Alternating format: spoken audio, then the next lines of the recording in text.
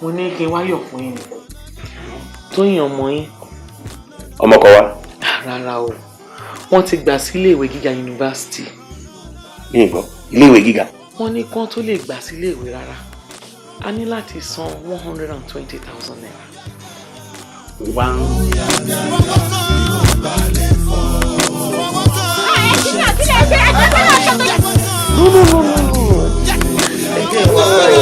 Now, tó bá ti ń gé yàn lọ́wọ́ ń bọ̀ rúkà, brain tumor ló ń jẹ́ bẹ́ẹ̀. Tó bẹ́ẹ̀ ṣe ń yọ kúrò, á tún máa grow. Fortunately for this country, we just produced one young neurologist. Tó bá wúyàn tó bá léèyàn máa kú, ó máa kú. Tó bá dẹ̀ wúyàn tó bá léèyàn máa yè, ó máa yè. Dr. Mrs. Ajenifuja, I think. Doctor. Ṣé Dr. Ajenifuja?